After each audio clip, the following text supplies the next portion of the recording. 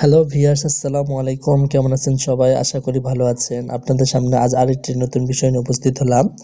বিষয়টি হচ্ছে মর্গ ভাতা সর্বোচ্চ 25%। সরকারি চাকরিজীবীদের বেতন বাড়ছে সর্বনিম্ন 4,000 টাকা। চলুন এই বিষয়ে বিস্তারিত জেনে নেওয়া যাক।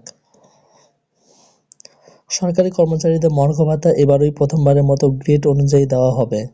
পেছনের গ্রেডে থাকা কর্মচারীরা তুলনামূলক বেশি হারে ও ভাতা পাবেন, যেখানে সামনের গ্রেডে থাকা কর্মকর্তাদের জন্য ভাতার হার হবে কম, অর্থাৎ কর্মচারীদের মহার্ঘ ভাতা কর্মকর্তাদের তুলনায় বেশি হবে। অর্থ মন্ত্রণালয় এ বিষয়ে একটি প্রস্তাবের খসড়া চূড়ান্ত করেছে, যা অনুমোদনের জন্য প্রধান উপদেষ্টার কাছে পাঠানো হবে।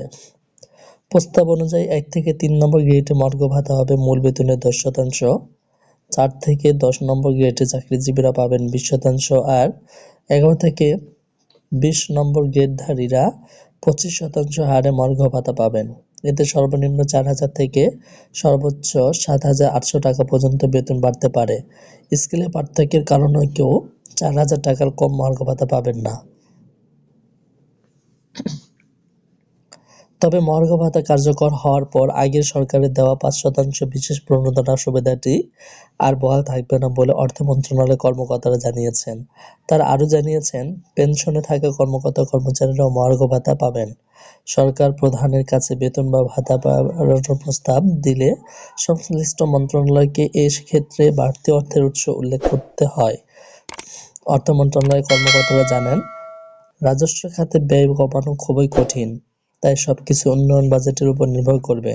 উন্নয়ন বাজেট কিছুটা কমিয়ে সেই অর্থ দিয়ে বর্ধিত বেতন ভাতা দেওয়া হবে। অর্থ মন্ত্রণালয়ের প্রস্তাব অনুযায়ী সবকিছু ঠিক থাকলে ফেব্রুয়ারি মাসের বেতনের সঙ্গে মর্গ ভাতা দেওয়া হতে পারে।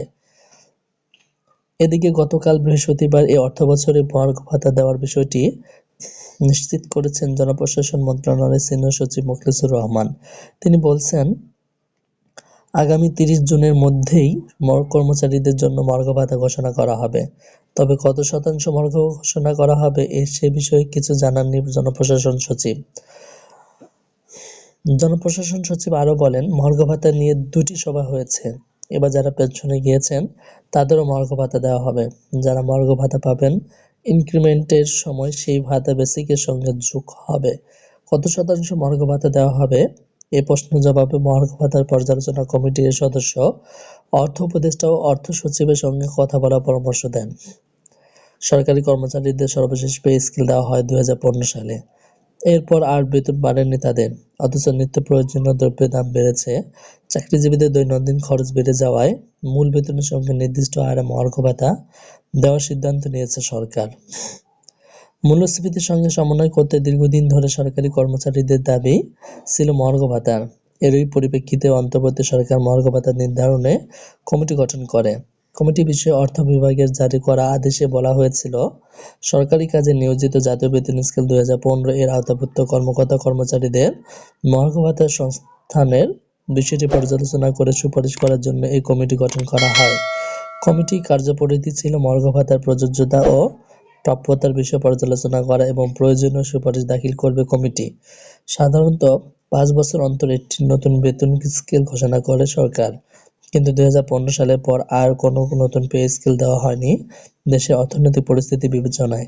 সর্বশেষ পে কমিশনের চেয়ারম্যান ছিলেন বাংলাদেশ ব্যাংকের সাবেক গভর্নর ফরাজ উদ্দিন। তিনি নতুন পে কমিশন না করে মূল্যস্ফীতি বিবেচনায় নিয়ে বেতন কমিশন গঠনের সুপারিশ করেন, কিন্তু আগের সরকার এই সুপারিশ বাস্তবায়ন করেনি। বাড়তি মূল্যস্ফীতিতে বেতন বাড়াতে নতুন পে স্কেল ঘোষণা সহ বেশ কিছু দাবি জানিয়ে আসছিলেন সরকারি কর্মচারীরা। জনপ্রশাসন মন্ত্রণালয়ের তথ্য অনুযায়ী সরকারের বিভিন্ন মন্ত্রণালয়, বিভাগ, অধিদপ্তর, দপ্তর, কর্পোরেশন ও স্বায়ত্তশাসিত প্রতিষ্ঠানে প্রায় 14 লাখ কর্মচারী কর্মরত।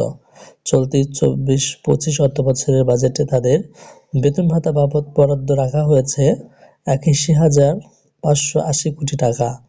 বাজেটে মর্গ ভাতায় কোনো বরাদ্দ নেই। তবে কমিটির সুপারিশের ভিত্তিতে এ হার চূড়ান্ত করে পরিচালন বাজেটের জন্য অন্য খাতের সঙ্গে সমন্বয় করা হবে। হ্যালো ভিউয়ার্স, আপনারা যদি আমাদের চ্যানেল নতুন হয়ে থাকেন, চ্যানেলটি সাবস্ক্রাইব করে পাশে বেল আইকনটি বাজিয়ে দিন।